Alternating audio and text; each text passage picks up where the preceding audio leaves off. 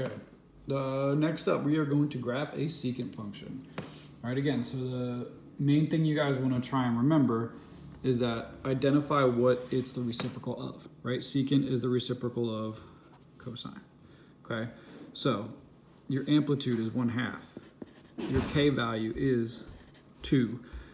Period, you're using the same period as cosine, right? Because they're reciprocal. So it's 2 pi over k over 2, which is pi. Your increments you're dividing by 4 again. Okay, your phase shift is pi.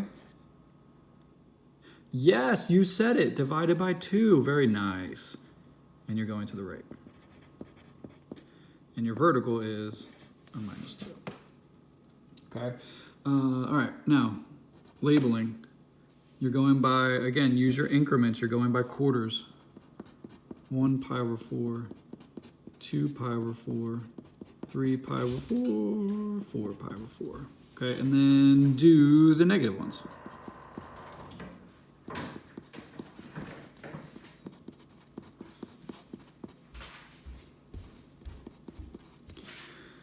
All right, now my amplitude is a 1/2, so I'm going to skip and go every other line. You could even go every 4th line if you want. It doesn't really matter. Just make sure that you label the y-axis. Okay.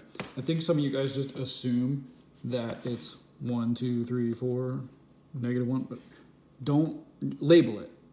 Don't make me assume what it is, because I'm not going to assume. So label it.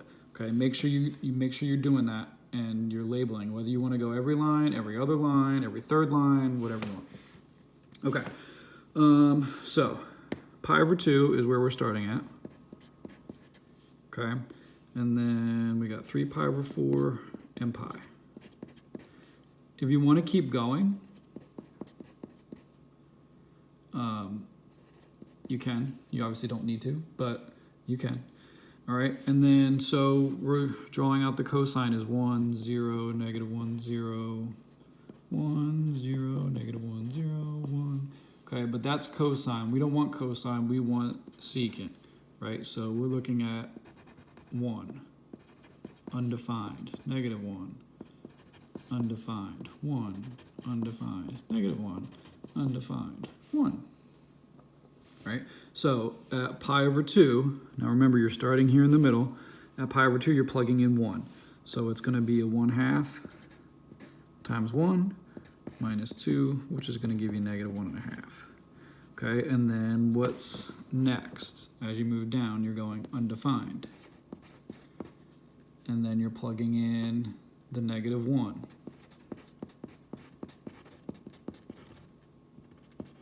And then you're undefined. And then you're plugging in 1.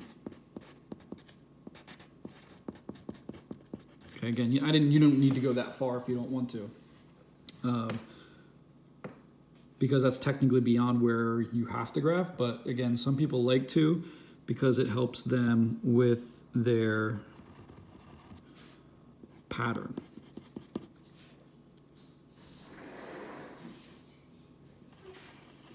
Okay, so again, you're going backwards. If you want, draw it out, right? Like if I want to put in pi over 4 up here and 0 just to see it, but just remember, now you're going left. So pi over 2, we were plugging in 1. So at pi over 4, it's undefined.